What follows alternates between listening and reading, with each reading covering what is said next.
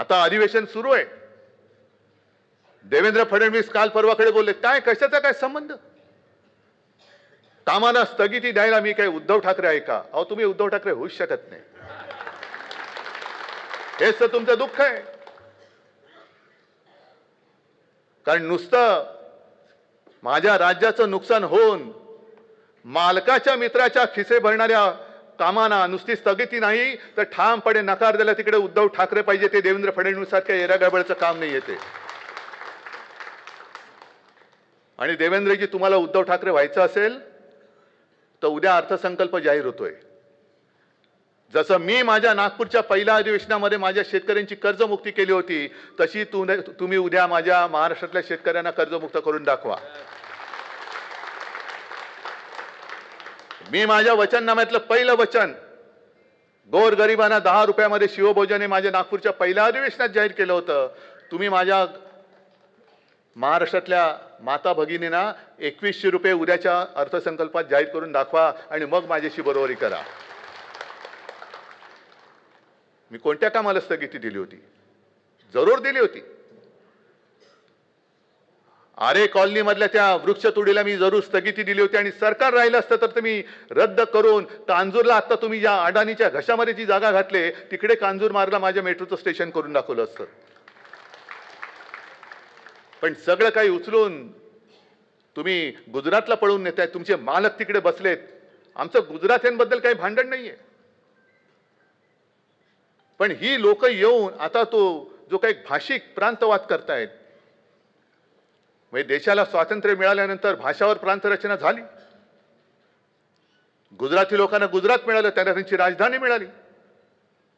उत्तर प्रदेशमध्ये तसाच मध्य प्रदेश तयार झाला, उत्तर प्रदेश तयार झाला, बिहार झाला, सगळे प्रदेश तयार झाले.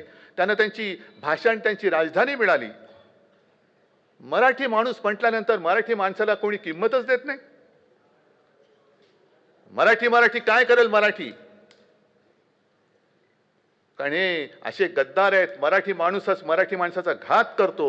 म्हणून ती जी काय खेकड्याची गोष्ट आहे की इतर सगळ्या माशांच्या टोपलीवरती कव्हर टाकतात पण खेकड्याच्या टोपलीवरती नाही का? कारण तेच एकमेकाचे पाय खेचतात. तसंच गत दुर्दैवाने आपली झालेली आहे. कधीतरी आपण ह्या आपली जी काय प्रवृत्ती आहे ती तोडून आपण सगळ्यांच्या पुढे जाऊ शकणार आहोत की नाही हे या शिबिरात काय ठरवणार असाल तर तुम्ही निर्धार करा. किती दिवस बसायचंय? हिंदुत्व आहेच ना. पण शिवसेना प्रमुखांनी जे सांगितलं होतं की मी महाराष्ट्रामध्ये मराठी आहे आणि देशामध्ये मी हिंदू आहे. असेल मी गुजरातमध्ये गुजराती आहे पण देशामध्ये मी हिंदू आहे. बिहारमध्ये बिहारी आहे पण देशामध्ये मी हिंदू आहे. ही आमची हिंदुत्वाची व्याख्या आहे. आज संपूर्णपणे तुम्ही नासून टाकताय. हिंदुत्व जय श्रीराम. अहो जय श्रीराम आम्ही सुद्धा म्हणतो पण आम्हाला भाजपा मुक्त राम पाहिजे. हा राम तुम्ही तुमचा त्याच्यावरती शिक्का उमटू शकत नाही. राम आमचा सुद्धा आहे. आणि म्हणूनच मी माझ्या शिवसेनेच्या वचननाम्यामध्ये जे एक वचन दिलं होतं पुन्हा मी करणारच.